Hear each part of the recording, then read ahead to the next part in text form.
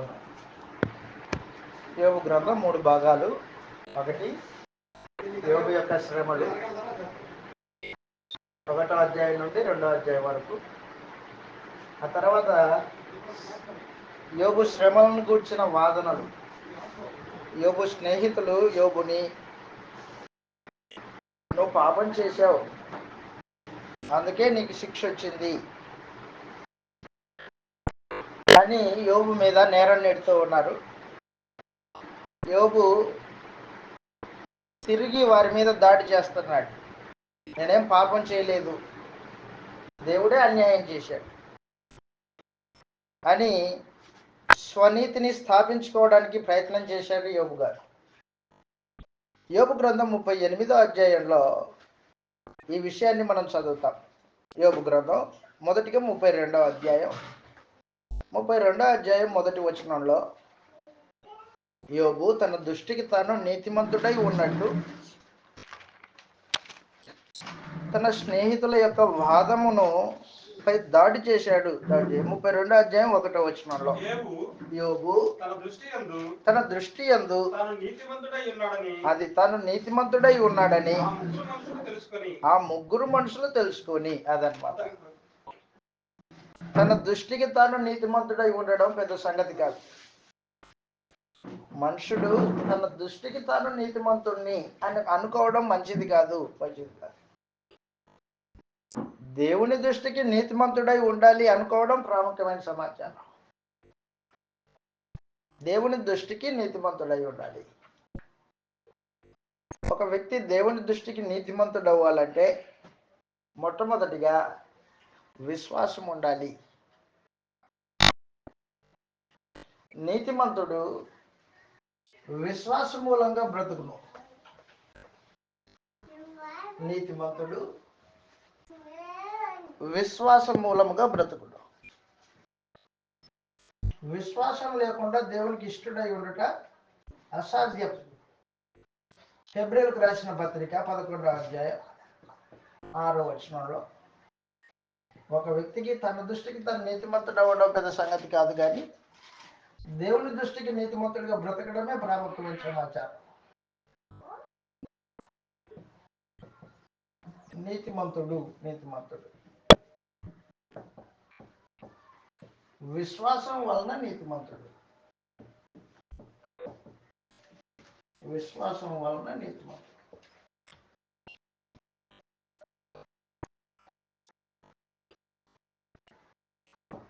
రెండు,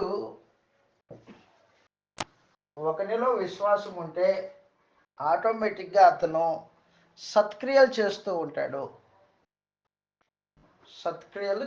ఉంటాడు. మంచి కార్యక్రమాలు దేవుని మీద ఆధారపడి జరిగిస్తూ ఉంటాడు. తీతుకు రాసిన పత్రిక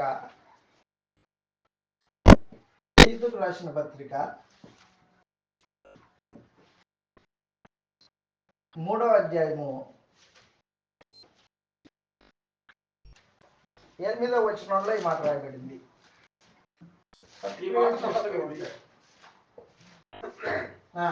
ఈ మాట నమ్మదగినది కనుక దేవుని యందు విశ్వాసం ఉంచిన వాడు సత్క్రియలు శ్రద్ధగా చేయుట యందు మనస్సుంచునట్లు నీవి సంగతులను గూర్చి దృఢముగా చెప్పుచూ ఉండవాలని కోరుచున్నాను అని చెప్పాడు. కాబట్టి విశ్వాసం ఉంచిన వాడు తప్పనిసరిగా సత్క్రియలు జరిగిస్తాడు. సత్క్రియలు చేయకోకుండా విశ్వాసమై ఉండదు. అది కరెంట్ ఉందంటే ఫ్యాన్ ఆడుతుంది. ఒక మనిషిలో విశ్వాసం ఉందంటే ఆటోమేటిక్గా లోపల విశ్వాసము అతన్ని సత్క్రియలు చేయడానికి ప్రేరేపిస్తుంది. సత్క్రియలు చేసేవారు విశ్వాసం కలిగి ఉన్నారని దేవుడు రుజువుపరుచుకుంటాడు. సత్క్రియలు లేకుండా కేవలం విశ్వాసం ఉంది, అది దయ్యముల విశ్వాసం. అది పనికిరాదు. దయ్యముల విశ్వాసం క్రియలు లేనిదై ఉంటుంది, మృతమై ఉంటుంది. క్రియలు లేని విశ్వాసం మృతం వాస్తవానికి. కాబట్టి నువ్వు విశ్వాసుడివి అయితే సత్క్రియలు చేస్తూ ఉండాలా. విశ్వాసి సత్క్రియలు చేస్తూ విధేయతను కనపరుస్తూ ఉంటాడు. విధేయతను కనపరుస్తాడు. విధేయతను కనపరుస్తాడు, లోబడతాడు అన్నమాట. దేవుని ఆజ్ఞ ప్రకారము జరిగిస్తాడు. విశ్వాసము ఒకని హృదయంలో దేవునికి లోబడేటట్టుగా అతన్ని ప్రేరేపిస్తుంది. విశ్వాసము ఒకని హృదయంలో సత్క్రియలు చేసేటట్టుగా అతన్ని ప్రేరేపిస్తుంది అన్నమాట. నాకు విశ్వాసం ఉందండి, విశ్వాసం ఉంటే క్రియలేది? దేవునికి లోబడే తత్వం ఏది నీలో? విధేయత లేకుండా విశ్వాసం కాదు. ఒకరోజు మనందరికీ తెలుసు, మోషే దేవుని పరిశుద్ధతను సన్మానించలేదంట. ఇశ్రాయేలీయుల మధ్యలో దేవుని పరిశుద్ధతను సన్మానించలేదు. దేవుడు బండతో మాట్లాడమంటే మోషే కర్ర తీసుకొని బండని 2 సార్లు కొట్టాడు. మాట్లాడమంటే కొట్టాడు. దేవుడు దాన్ని అన్నాడు, నీవు నా పరిశుద్ధతను సన్మానించలేదు మోషే అన్నాడు. కాబట్టి విశ్వాసం ఏం చేస్తుంటుందంటే దేవుడు ఏం చెప్పాడో దాని ప్రకారంగా నడుస్తూ ఉంటుంది, లోబడుతుంది విశ్వాసం. నీతిమంతుడు దేవుని మీద ఆధారపడి విధేయత కలిగి జీవితాన్ని కొనసాగిస్తాడు. యోబు ఏం చేశాడు అన్నమాట? ఇప్పుడు స్వనీతిని ఆధారం చేసుకున్నాడు. దేవుని మీద ఆధారపడుకోకుండా ఈ శ్రమలు ఎందుకు వచ్చాయో నాకు తెలియదు అని ఉండింటే బాగుండు యోబు. కానీ ఏం చేశాడు అన్నమాట? నేను నీతిమంతుడిని, దేవుడే నాకు అన్యాయం చేస్తున్నాడు అని మాట్లాడాడు. యోబు గ్రంథం 38వ అధ్యాయము, యోబు గ్రంథం 38వ అధ్యాయంలో, నీవు నీతిమంతుడు అని స్థాపించుకొనుటకు నా మీద నేరం నెట్టావా అన్నాడు దేవుడు. యోబు గ్రంథం 38వ అధ్యాయము, నీవు నీతిమంతుడు అని స్థాపించుకొనడానికి నా మీద నేరం నెట్టావు అని మాట్లాడాడు.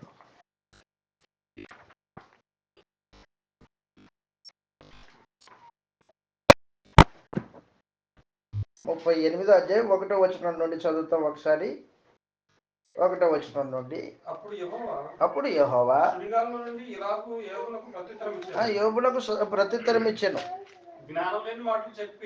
జ్ఞానం లేని మాటలు చెప్పి ఆలోచన చెరుపుతున్న ఈ ఎలీహు అనేవాడు ఎవడు?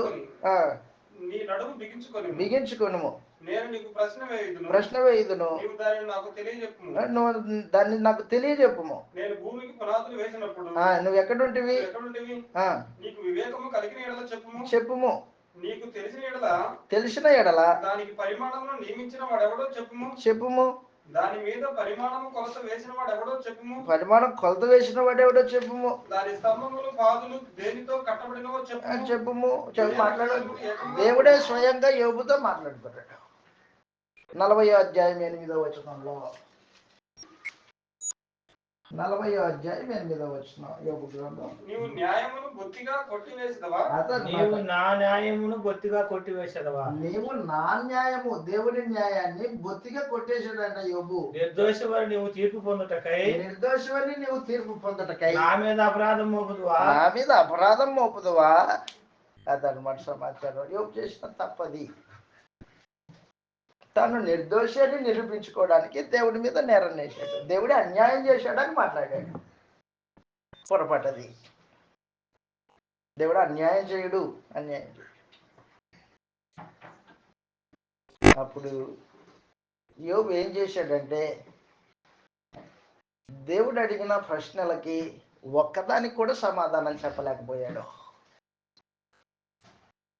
ఇంతసేపు తన స్నేహితులు వాదించేటప్పుడు దేవుడే రమ్మని చూసుకుంటాం అని మాట్లాడిన యోబు ఇప్పుడు దేవుడే స్వయంగా వచ్చి సుడిగాల్లో మాట్లాడుతూ ఉంటే అనేక ప్రశ్నలు సంధించాడు దేవుడు యోబుకి. ఒకదానికి సమాధానం చెప్పలా. 38వ అధ్యాయము 1వ వచనం నుండి మనం చూసినప్పుడు దేవుడు యోబుని ప్రశ్నిస్తున్నాడు. పెద్ద జ్ఞానవంతుడు కదా నువ్వు, జ్ఞానవంతుడివి కదా, దీనికి సమాధానం చెప్పు. సృష్టికి సంబంధించిన ప్రశ్నలు అడిగాడు. మొట్టమొదటిగా యోబుని దేవుడు సృష్టికి సంబంధించిన ప్రశ్నలు అడిగాడు. ఈ మహాసృష్టి ఎలా కలగజేయబడిందో చెప్పు, పెద్ద జ్ఞానిలాగా మాట్లాడుతున్నావే అని దేవుడు యోబు యొక్క అజ్ఞానాన్ని గద్దించాడు అన్నమాట. యోబు యొక్క అజ్ఞానాన్ని గద్దించాడు. గద్దించినప్పుడు ప్రశ్నలు అడిగాడు. మొట్టమొదటిగా సృష్టిని గురించిన ప్రశ్నలు అడిగాడు. ఆ తర్వాత దేవుడు యోబుని సముద్రంలో తిరిగే జంతువులను గురించి ప్రశ్నలు అడిగాడు. అడవిలో తిరిగే జంతువులను గురించి ప్రశ్నలు అడిగాడు. చూద్దాం ఒకసారి 39వ అధ్యాయము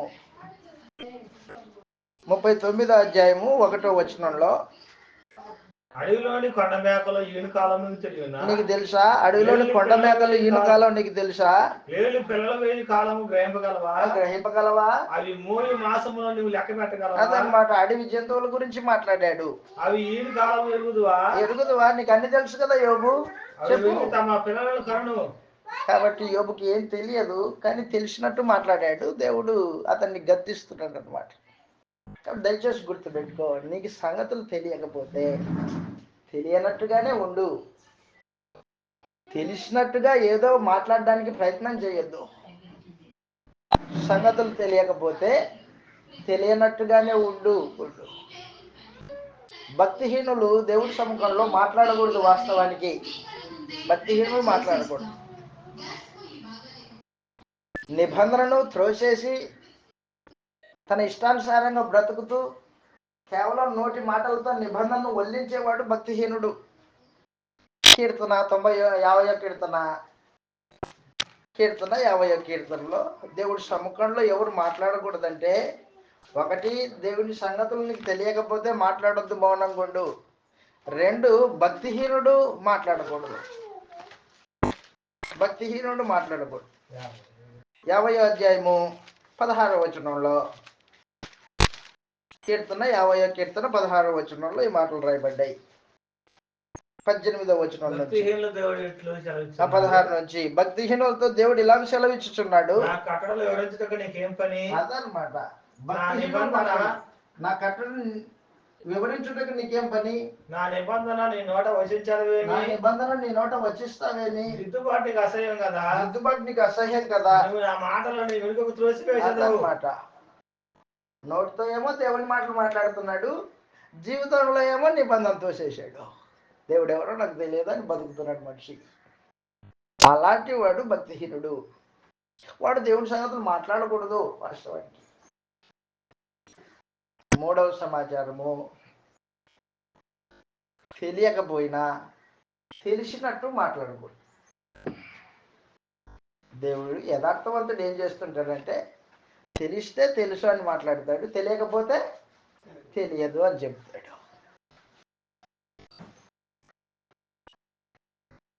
అది యథార్థవంతుని యొక్క లక్షణం. యోబు ఏం చేశాడు అనమాట, యోబు స్నేహితులు ఏం చేశారు? వాళ్ళు తెలియని సంగతులను గురించి మాట్లాడారు. విపరీతమైన వాదనలు. తెలియదు ఏం జరుగుతుందో పైన పరలోకంలో, కానీ తెలిసినట్టు మాట్లాడుతున్నారు. తమకే అంత తెలుసు అన్నట్టు మాట్లాడుతున్నారు. అప్పుడు దేవుడు యోబుని గద్దించాడు. యోబు గ్రంథం 42వ అధ్యాయం. యోబు ఏం చేశాడంటే, మౌని అయిపోయి పశ్చాత్తాపడ్డాడు.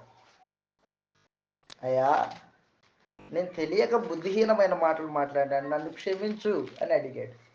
చదువుదాం ఒకసారి. యోబు గ్రంథం 42వ అధ్యాయము 1వ వచనంలో, అప్పుడు యోబు యెహోవా దేవుడితో ఇలాగూ ప్రత్యుత్తరం ఇచ్చాడు, నీవు సమస్త క్రియలను చేయగలవనియు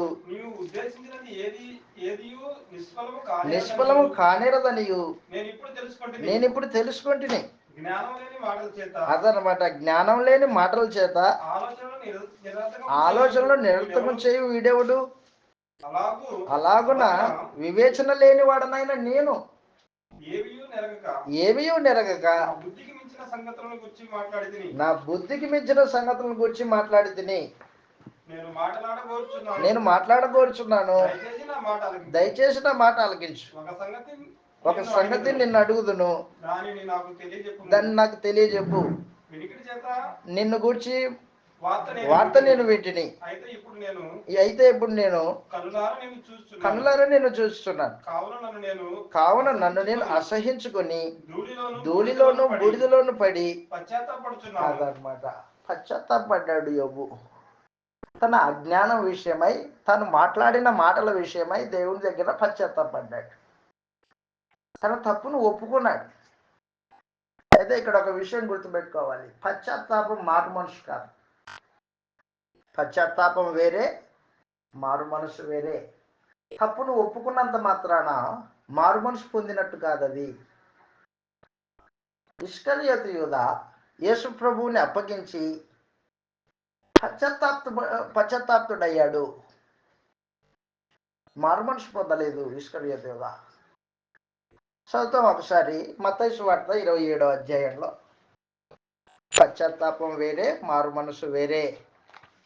యోబు పశ్చాత్తాప్తుడయ్యాడు, ఆ తర్వాత మారు మనసు పొందాడు. ఇస్కరియోతు యూదా పశ్చాత్తాపడ్డాడు కానీ మారు మనసు పొందలేదు. మత్తయి సువార్త 27వ అధ్యాయంలో నిర్దోషిని అప్పగించానే అనే అంతరంగంలో వేదన మొదలయ్యింది ఇస్కరియోతు యూదాకి. 27వ అధ్యాయము 3వ వచనం చదువుతాం. మత్తయి సువార్త 27వ అధ్యాయం 3వ వచనంలో, అప్పుడు ఆయనను అప్పగించిన యూదా ఆయనకు శిక్ష విధింపబడగా చూచి పశ్చాత్తాపడి 30 వెండి నాణ్యములు పెద్దల యొద్దకును అదనమాట పెద్దల యొద్దకును తీసుకొని పోయి నిరపరాధ రక్తమును అప్పగించి పాపం చేసి తినని చెప్పాను. దానిలో మాకేం సంబంధం లేదు, నువ్వే చూసుకో నువ్వు అని చెప్పాడు. అతడేం చేసాడు, ఇసుకరేతు ఆ డబ్బులు అక్కడ పాడేసి పోయి ఊరి పెట్టుకున్నాడు. తప్పును ఒప్పుకోవడము పశ్చాత్తాపము, మారు మనసు కాదు. మారు మనసు అంటే అర్థం ఏంటంటే ప్రవర్తనను దిద్దుకోవడం మారు మనసు. పశ్చాత్తాపం పొందినవాడు మారు మనసు పొందాలా, ఇక మీదట ఆ తప్పు జరగకోకుండా జీవితకాలము కాపాడుకోవాలి. ప్రవర్తనలో మార్పు అన్నమాట పశ్చాత్తాపం. మారు మనసు అంటే అనేకులు ఏం చేస్తారంటే తప్పును ఒప్పుకొని అయా మేము పశ్చాత్తాపడ్డాం, మారు మనసు పొందాం ఇక అని మాట్లాడతారు. పశ్చాత్తాపం మారు మనసు కాదు. పశ్చాత్తాపము మారు మనసుకు నడిపిస్తుంది. పశ్చాత్తాపం మారు మనసుకి నడిపిస్తుంది. నిజంగా నువ్వు చేసిన అపరాధము దేవుని దృష్టికి ఘోరమైనది అనేది నీకు అర్థమైనప్పుడు నీ అంతరంగంలో దుఃఖము, దాని నుండి ఇక మీదట పాపం చెయ్యను అని మారు మనసు, ప్రవర్తనలో మార్పు అన్నమాట. అది ప్రవర్తనలో మార్పు. మొట్టమొదటిగా పశ్చాత్తాపడతాడు, తప్పును ఒప్పుకుంటాడు. ఒప్పుకున్న తర్వాత అంతరంగంలో దుఃఖం కలగాల. దుఃఖము, ఆ దుఃఖము మారు మనసుకు నడిపిస్తుంది. మారు మనసుకు నడిపిస్తుంది. మారు మనసు అంటే ప్రవర్తనలో మార్పు. ప్రవర్తనలో మార్పు. ప్రవర్తనలో మార్పు పొందకోకుండా మారు మనసుకు అర్థమే లేదు. దైవ చిత్తానుసారమైన దుఃఖము మారు మనసుకు కలుగజేస్తుంది.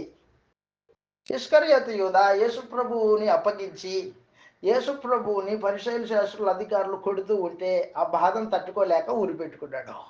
అయ్యో నీతిమంతుడైన వాడిని పట్టించాను అని బాధ లోపల. అయా యేసు ప్రభువా నేను పట్టించాను, నన్ను క్షమించు అని పశ్చాత్తాపడిన వాడు యేసు ప్రభు దగ్గరకు వచ్చి మారు మనసు పొంది ప్రవర్తన మార్చుకొని ఉండింటే అపోస్తులలో తాను ఒక అపోస్తులుడుగా స్థిరంగా నిలబడిపోయేవాడు. మారుమనసు పొందలేదు ఇస్కరియోతు యూదా, పశ్చాత్తాపడ్డాడు. కొరింథీయులకు రాసిన మొదటి పత్రికలో క్షమించండి, రెండవ పత్రిక 7వ అధ్యాయం. కొరింథీయులకు రాసిన రెండవ పత్రిక 7వ అధ్యాయము 10వ వచనంలో దైవ చిత్తానుసారమైన దుఃఖము మారు మనసును కలగజేయును అని చెప్పేశాడు. 7వ అధ్యాయం 10వ వచనంలో దైవ చిత్తానుసారమైన దుఃఖము. కొరింథీయులకు రాసిన రెండవ పత్రిక 7వ అధ్యాయం 10వ వచనంలో దైవ చిత్తానుసారమైన దుఃఖము రక్షణార్థమైన మారు మనసును కలగజేయును. ఈ మారు మనసు పశ్చాత్తాపమును పుట్టించదు, అయితే దుఃఖమును పుట్టించదు. ఈ మారు మనసు దుఃఖమును పుట్టించదు, అయితే లోక సంబంధమైన దుఃఖము మరణం కలగజేస్తుంది. మీరు దేవుని చిత్త ప్రకారంగా పొందిన ఈ దుఃఖము అదనమాట, మీలో ఇక మీద పాపం చేయకోకుండా ఉండే జాగ్రత్తను, ఎట్టి జాగ్రత్తను, ఎట్టి దోషమును దోష నివారణకైన ప్రతివాదమును, ఆగ్రహమును, ఎట్టి భయమును, ఎట్టి ఆసక్తి, ఎట్టి ప్రతిదండన మీలో పుట్టించను చూడుడి అని చెప్పేశాడు. కాబట్టి మారు మనసు పొందిన వాడు జాగ్రత్త పడతాడు, ఇక మీద పాపం చేయకుండా ఉండడానికి. ఆసక్తి కలిగి ఉంటాడు దేవుని పని జరిగించడానికి. పాపం విషయమై భయం కలిగి ఉంటాడు, ఇక మీద పాపం చేయకూడదు అనే భావన. అది మారు మనసు, అది రక్షణ అనుగ్రహించే మారు మనసు.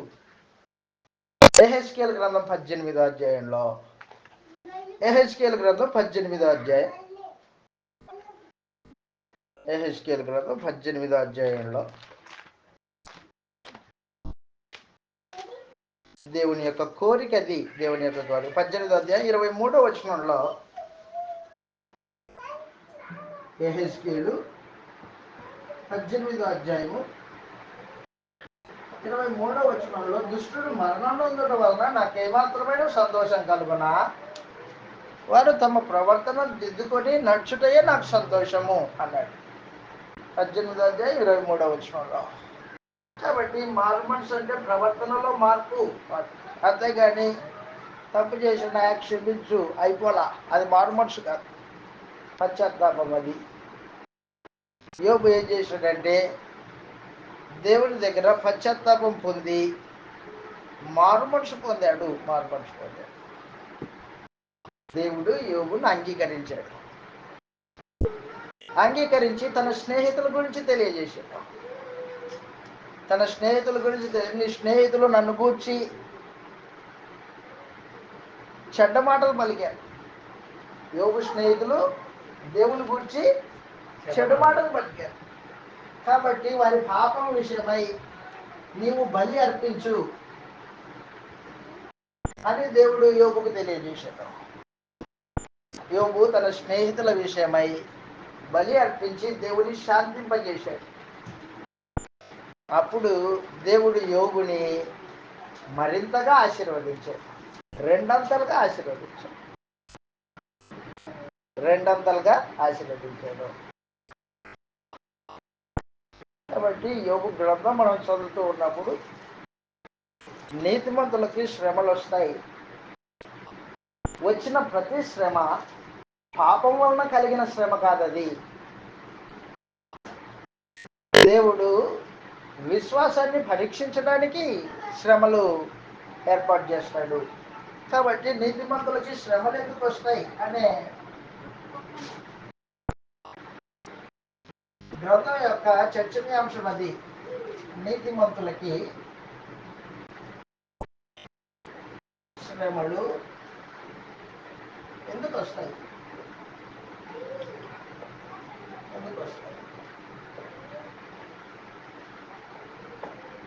ప్రశ్న. దేవుడు సమాధానం ఇస్తూ ఉన్నాడు. మొట్టమొదటిది, విశ్వాసమును పరీక్షించడానికి వస్తాయి. విశ్వాసమును పరీక్షించడానికి.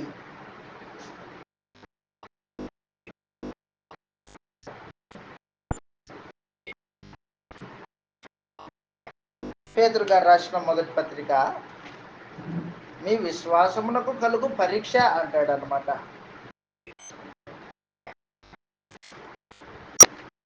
పేతురు గారు రాసిన మొదటి పత్రిక 1వ అధ్యాయంలో అమూల్యమైన మీ విశ్వాసము అగ్ని పరీక్షకు నిలబడిందై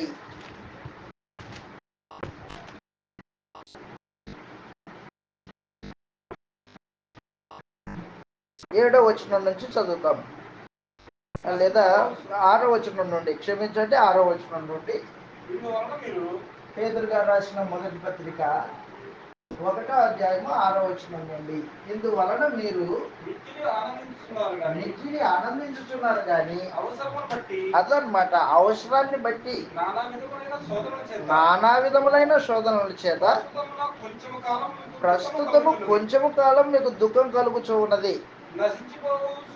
నశించిపోవు సువర్ణము అగ్ని పరీక్ష వలన శుద్ధపరచబడుచున్నది కదా, దానికంటే అమూల్యమైన మీ విశ్వాసము ఈ శోధనల చేత పరీక్షకు నిలిచినదై యేసుక్రీస్తు ప్రత్యక్షమైనప్పుడు మీకు మెప్పును మహిమయు ఘనతయు కలుగుటకు కారణమగును.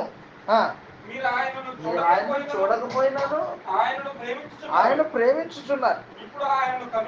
ఇప్పుడు ఆయనను కన్నులారా చూడకయే విశ్వసించు మీ విశ్వాసమునకు ఫలమును అనగా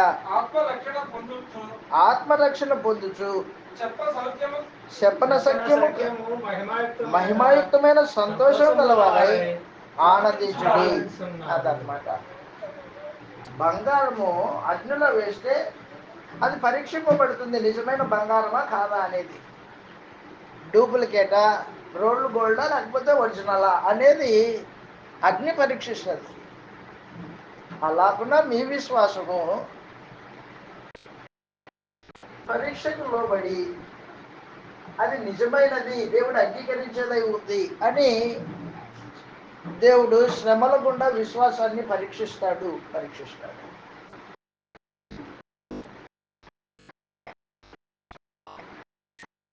శ్రమలు ఎందుకు వస్తాయంటే మొట్టమొదటిగా మన విశ్వాసాన్ని పరీక్షించడానికి వస్తాయి.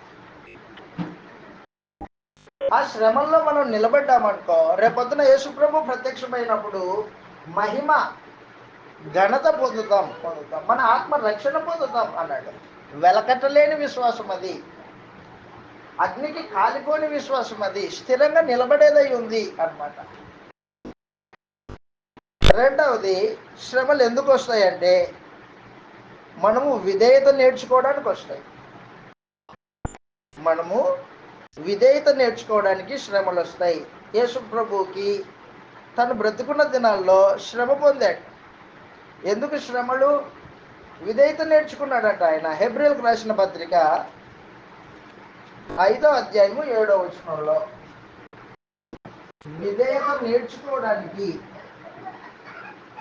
విధేయత నేర్చుకోవడానికి శ్రమలు వస్తాయి.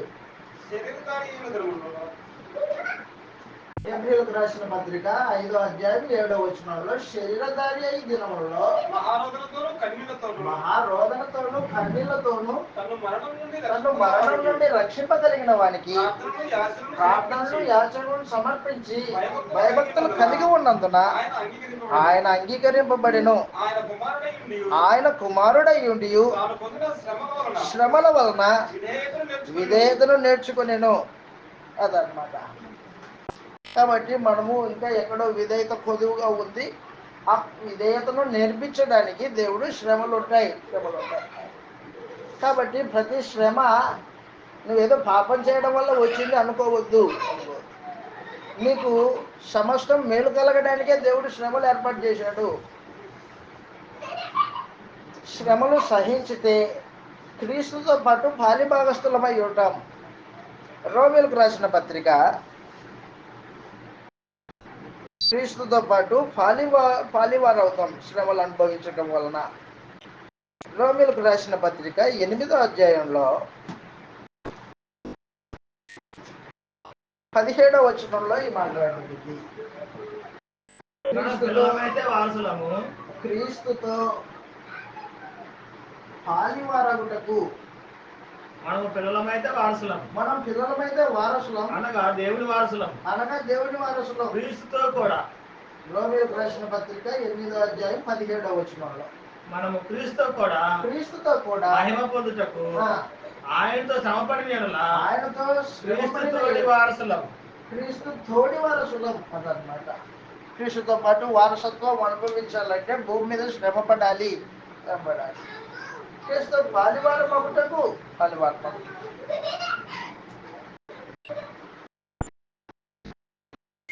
నాలుగవది దేవుని స్వభావంలో పాలివారం అగుటకు. దేవుని స్వభావంలో పాలివారం అగుటకు శ్రమలు వస్తాయి. హెబ్రీయులకు రాసిన పత్రిక 12వ అధ్యాయం. హెబ్రీయులకు రాసిన పత్రిక 12వ అధ్యాయంలో ఆయన స్వభావంలో పాలివారం అగుటకు దేవుడు మనల్ని శిక్షిస్తున్నాడు. 7వ వచనం నుండి శిక్షాఫలం పొందుటకై మీరు సహించుచున్నారు. దేవుడు కుమారులుగా మిమ్మల్ని చూస్తున్నాడు. అదే అన్నమాట. తండ్రి శిక్షింపని కుమారుడు ఎవడు? కుమారులైన వారందరూ శిక్షలో పాలు పొందుచున్నారు. మీరు పొందని ఎడల దుర్బీజులే గాని కుమారులు కాదు. 10వ వచనంలో నేరుగా వారు కొన్ని దినముల పాటు, భౌతికమైన తల్లిదండ్రులు కొన్ని దినాల పాటుకు మనల్ని శిక్షించిరి కానీ మనము తన పరిశుద్ధతలో పాలు పొందవలనని మన మేలు కొరకే ఆయన శిక్షిస్తున్నాడు. శ్రమలు దేవుడి శిక్ష. పాపం చేసినందుకు శిక్ష కాదది. ఆయన పరిశుద్ధతలో పాలివారమై ఉండాలని, లోకానికి వేరై బతకాలని.